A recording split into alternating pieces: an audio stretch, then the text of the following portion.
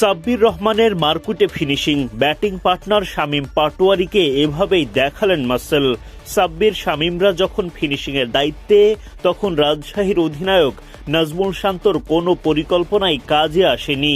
প্রথম ম্যাচেই দুর্দান্ত জয় তুলে নিল সাব্বির, নাসির, শামীমদের ঢাকা ক্যাপিটালস। রাজশাহী ওয়ারিয়র্সের দেয়া ১৩৩ রানের লক্ষ্যে ব্যাটিংয়ে নামে ঢাকা ক্যাপিটালস। ইনিংসের দ্বিতীয় ওভারেই তানজিম সাকিবের বলে উইকেট হারান ঢাকার ওপেনার সাইফ হাসান। দলটির আরেক ওপেনার উসমান খান ১৫ বল খেলে ২ বাউন্ডারিতে করেন ১৮ রান। ৪২ রানে ২ উইকেট হারায় ঢাকা। তখন অধিনায়ক মোহাম্মদ মিঠুনের সাথে দলের হাল ধরেন আবদুল্লাহ আল মামুন। মিঠুনের ব্যাট থেকে আসে ১২ রান, মামুন ফিরে যান ৩৯ বলে ৪৫ রান করে। রাজশাহীর বোলাররা খানিকটা চাপ তৈরি করলেও সাব্বির রহমান, শামীম পাটোয়ারির দেখানো পথ ধরে জয়ের দেখা পায় ঢাকা ক্যাপিটালস।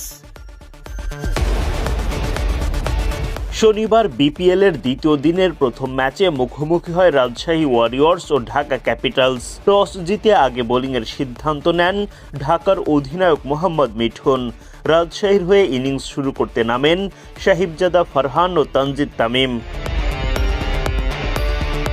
ইনিংসের প্রথম বলে সাহিবজাদা ফারহানের উইকেট তুলে নেন ইমাদ ওয়াসিম।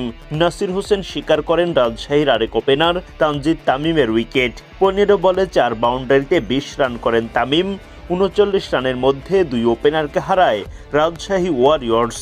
তখন দলটির হয়ে হাল ধরেন আগের ম্যাচের সেঞ্চুরিয়ান অধিনায়ক নাজমুল শান্ত। ইমাদ ওয়াসিমের ফাঁদে পড়ে উইকেট হারাতে হয় শান্তকে। বিদায়ের আগে ২৮ বল খেলে ২টি করে ছক্কা চারে রাজশাহীর অধিনায়ক করেন ৩৭ রান। শান্তর উইকেটের আগে ইমাদ ওয়াসিম স্বীকার করেন ইয়াসির রাব্বির উইকেটটাও। রাব্বি ১৫ বল খেলে করেন ১৩ রান। এস এম মেহরব রানের খাতা খুলতেই পারেননি।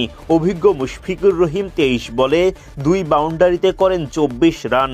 ১০৭ রানে ৬ উইকেট হারিয়ে ফেলে রাজশাহী। ঢাকার বোলারদের দাপটের মাঝে লড়াই চালিয়ে যান দলটির বাকি ব্যাটাররা। শেষ পর্যন্ত মাঝারি মানের পুঁজিতেই থামতে হয় রাজশাহী ওয়ারিয়র্সকে।